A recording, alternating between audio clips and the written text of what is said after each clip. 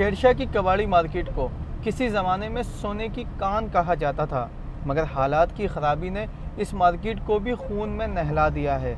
मेरी टैक्सी में शेरशाह कबाड़ी मार्केट में काम करने वाले एक शख्स ने अपनी फैमिली के हमरा सफ़र किया, जिससे हमने इस मार्केट के हवाले से बातचीत की। आइए देखते हैं कि उनका क्या कहना है। पहले जैसे चंद एक दुकानें थी मोटरसाइकिलों की, तो काफ़ी होगी भाई। ये अभी जो है ना काफ़ी मार्केट बन गई। किसी टाइम में चंद एक भी नहीं थी। ये शेरशाह जो शिफ्टिंग हुई है ना कबाड़ मार्केट पे, पहले यहाँ से ही है अकबर रोड पे। अच्छा जी, इसी दौर में था। बाद में ये शेरशाह शिफ्ट हुआ है कबाड़ मार्केट।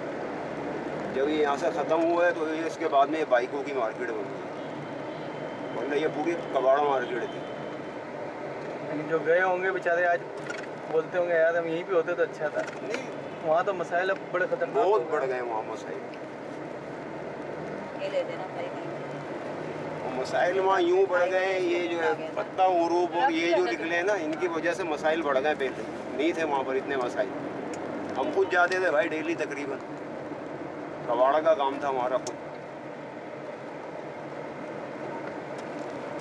ना कोई छीना, ना झपटी, ना कुछ। हाँ, लोग बताते हैं 50-50 लाख रुपए ऐसी लेके निकलते हैं। भाई हम खुद डेली कंटिन्यूस तकरीबन जाते थे, माल लेने जाते थे। कबाड़ा का काम था हमारा। अब तो भी मेरे ख्याल 5,000 रुपये लेके अरे नहीं भाई, हो गया। पुलिस तो कुछ भी नहीं करती होगी वहाँ की।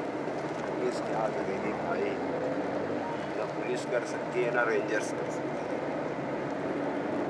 चाइना के आने के बाद तो शेरशाह के काम पे भी फर्क पड़ा होगा। भाई हमने छोड़ा क्यों था? चाइना का जब से आया ना, शुरू हुआ है ना, स्टार्ट ही लिया, हमने बोला भाई ये फील्ड छोड़ दो, ख़त्म कर दो। आगे जाके जो है ना बहुत इसका हिसाब किताब खराब हो जाएगा। और जो कर रहे हैं ना उनको देख रहे हैं ना क्या हाल है, कुछ भी नहीं रखा हुआ। आपका एक आइटम अपना जो है ना यहाँ का 200 रुपये का है एक आइटम, वो चाइना का वो 60-70 रुपये का मिल रहा है। इतना फ़र्क है भाई। वो फिर नया है। अब की आवाम के जहन में तो ये ना नई चीज़ है। मेरी टैक्सी में इत्तेफाकन स्टील मिल के एक मुलाजिम ने भी सफ़र किया, जिनका कहना था कि स्टील मिल की तबाही के ज़िम्मेदार कई अनासिर हैं। आइए देखते हैं इनकी मज़ीद बातचीत। स्टील मिल में जी मैं स्टील मिल की क्या पोजीशन है? स्टील मिल यकीन माने इतनी बुरी पोजीशन है कि तनख्वाह हमारी 27-28 तारीख को मिला करती थी। 12, 13, 14, 15, 16 तारीख तक हमारी जो है बड़ी मुश्किल से तनख्वाहें हमारी आती हैं। मरज़मान एक जर्नल आया, उस वक्त ये स्टील मिल बिल्कुल इस समझो कि बंद होने पे आई हुई थी। उसने आकर जितनी घड़पेंच किस्म के और फंगे किस्म के लोग और जो बदमाश किस्म के थे सबको ज़ेर किया, उनको एक जगह पे ज़लील और रुस्वा किया। उसने इदारे को चलाया और ज़बरदस्त तरीके से इदारा चला।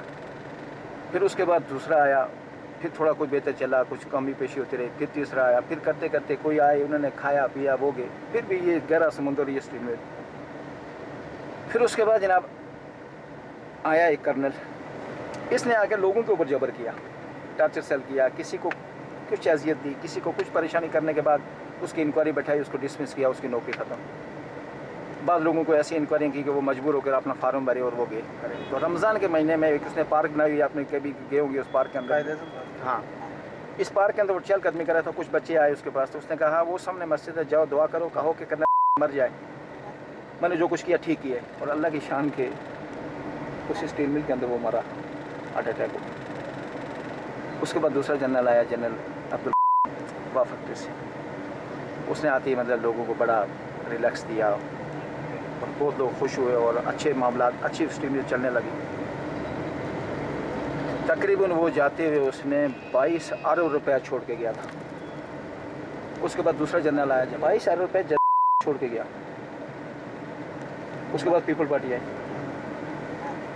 हाँ, पीपल पार्टी आने के बाद इन्होंने कहा जी जरदारी साहब को इतने पैसे स्टील मिल से उन्होंने कर्जा मांगा था, वो जो ने दिया गवर्नमेंट को। अब वहाँ से उन्होंने कहा जी हम 13 अरब रुपये दे रहे हैं, वो 13 अरब रुपये का आज तक नहीं पता चला गया कहाँ। तो ये बना स्टील मिल के साथ। नहीं, आप क्या समझते हैं स्टील मिल को? इस वक्त स्टील मिल को जो नुकसान पहुँचाया, तो इस वक्त सिर्फ ये स्टील मिल में, इस पाकिस्तान स्टील मिल को नुकसान करने वाली इस वक्त जो है स्टील जो गवर्नमेंट है, इस वक्त इन्होंने नुकसान पहुँचाया। स्टील मिल को ज़्यादा जो शुरू में ये जर्नलों वालों, लेकिन फिर भी वो चलती रही, इस ऐसी नौबत नहीं आई। नहीं, स्टील मिल को ज़्यादा नुकसान आप क्या समझते हैं? अब ज़्यादा नुकसान हुआ। यूनियन ने पहुंचाया है या वहाँ के जो इंतज़ामी सरबराह है? जैसे देखो जी, यूनियन इस वक्त तकरीबन 500 आदमी है रिलीज़ है, फिर 500 से 2 साल पहले जो उन्होंने लगाया उनके बाद जनाब लोग कुछ कम किए, 400 या 450 आदमी रिलीज़ है। तकरीबन आधे से ज़्यादा लोगों के पास स्टील मिल की गाड़ियाँ हैं जो उनके घरों में इस्तेमाल हो रही हैं, ये डीजल, ये पेट्रोल जी। फिर उसके बाद जो अफसरों के पास गाड़ियाँ हैं, कोई उनके बीवी बच्चे चला रहे हैं, ये नुकसान। मतलब कि हर एक ने, क्या यूनियन क्या इंतज़ामिया, यूनियन बगैर इंतज़ामिया से नहीं चलती, क्योंकि पार्टी के लोग, पार्टी के जो भी इस वक्त चेयरमैन आ रहे हैं न्यूट्रल नहीं आ रहे हैं, पार्टी का बंदा आ रहा है, उन्होंने खुद भी खाना होता है, आगे भी खिलाना होता है। तो इस तरह से ये स्टील मिल के हालात गिरते आज इस नौबत पर पहुँच गए। तो अब कह रहे हैं कि इंशाल्लाह कुछ उम्मीद बेहतरी की तरफ जा रही है। अभी कौन सी यूनियन है? अभी पीपल वर्कर यूनियन। अच्छा, 2 साल पहले वो थी, 2 साल ये, अब 2 साल की ये भी दोबारा अलग। यूनियन वालों की जो गाड़ियाँ वाड़ियाँ की ऑफिशियली अलाउ होती हैं, बदमाशी से लेते हैं? की बदमाशी से होती है, कुछ लोगों को होती है, सबको नहीं होती। जैसे यूनियन का चेयरमैन हुआ, उसको है। उसको भी क्यों है ऑफिशियली अलाउ? तो वो मतलब कि उसका अगर रैंक है इस हिसाब से जो उसको मतलब कि उसका रैंक ये समझो कि चेयरमैन जो है स्टील मिल सीबी का जो चेयरमैन होता है, वो चेयरमैन पाकिस्तान स्टील के बराबर होता है। कैसे बराबर हो सकता है? मतलब उसके इंतज़ामिया के उस हवाले से बराबर आता है। वो तो देखिए, मजदूरों ने एक यूनियन बनाई है, उस यूनियन का उसको सरबराह जिसको चुना गया है, हाँ, वो इदारे के सरबराह के बराबर कैसे हो सकता है?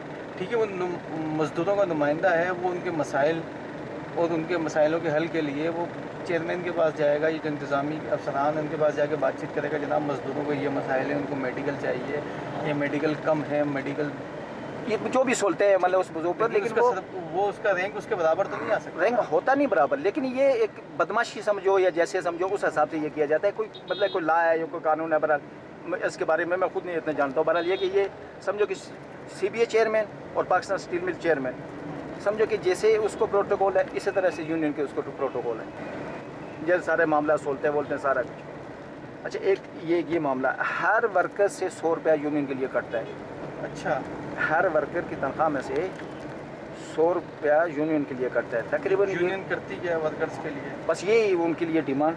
अच्छा, हमारी जो इससे पहले काफ़ी अर्सा तनख्वाही नहीं बढ़ी, तकरीबन 8-9 साल हमारी तनख्वाह नहीं बढ़ी। उस दौरान यूनियन ने क्या किया? उस वक्त यूनियन नहीं थी, मअतल थी, उस वक्त यूनियन को बैंड किया हुआ था। अच्छा, यूनियन का ये एक फ़ायदा ये होता है कि जब इंतज़ामिया जो होती है ना, वो अपनी मनमानी नहीं करती वर्करों के ऊपर, उनके एक मतलब रोक टोक होती है। बंदे निकाल दिए? हाँ, मतलब उससे पहले निकाले जब यूनियन नहीं थी। अच्छा, हाँ, जब यूनियन नहीं थी जब निकाले हैं। जब यूनियन होती है निकाल नहीं सकते। हाँ, उस सूरत में निकालती हैं जब यूनियन बिकती है।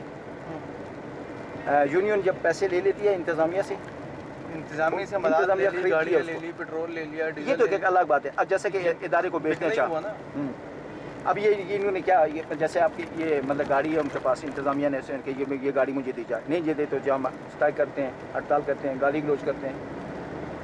अब एक यूनियन का बंदा उठ के एक जो है डायरेक्टर लेवल के आदमी को सामने बैठ कर गालियाँ दे दे, वो कुछ नहीं कर सकते। यूनियन की इस तरह की थोड़े से मामला होते हैं। बहरहाल तो इस वक्त ये सूरत जिस स्टील मिल की जो बनी हुई है, मतलब कुछ इंतज़ामिया कुछ यूनियन मिलकर इस तरह से इस पर पहुँचाया हुआ है। जब स्टील मिल को बेचने का सिलसिला चल रहा था, सुप्रीम कोर्ट ने रोका था। हाँ, उस वक्त यूनियन ने क्या किया? उस वक्त यूनियन थी नहीं। अच्छा, उस वक्त यूनियन नहीं थी, लेकिन यूनियन जो साबका यूनियन थी जिसको सस्पेंड किया हुआ था, मतलब डिसमिस किया हुआ था, यूनियन उसकी जो काम वाम नहीं करने दे रहे थे, बैंड कर लिया था यूनियन को। तो उस वक्त इन्होंने अपने तौर के ऊपर जाकर सुप्रीम कोर्ट में दरख्वास्त जमा कराई थी। अच्छा, कि पाकिस्तान स्टील मिल को बेचा जा रहा है और इतने मजदूर हैं और इनके मतलब इस तरह से मामलात हैं, और ये कौमी इदारा है, और इस बेचने की सूरत में जनरल जो था उसने सारी जो है कागजात जो बन चुके थे अंदरूनी तौर पे, अंदरूनी खाना, वो उसने जो है चीफ जस्टिस को पेश कर दिए थे। अच्छा, जिसकी वजह से ये स्टील मिल बच गई थी। और इसकी वो मतलब जो कीमत लगा रहे थे बहुत कम कीमत लगा रहे थे। मेरी टैक्सी इसी तरह सड़कों पर चलती रहेगी। और मैं आम आदमी के ख्यालात और उनके मसाइल इसी तरह जानकर आप तक पहुंचाता रहूंगा। अगर आप हमें कोई तजवीज़ देना चाहते हैं तो आप हमें मेल कर सकते हैं tn@sama.tv पर। इसके साथ ही मुझे और टैक्सी न्यूज़ की टीम को दें इजाज़त। अल्लाह हाफिज़।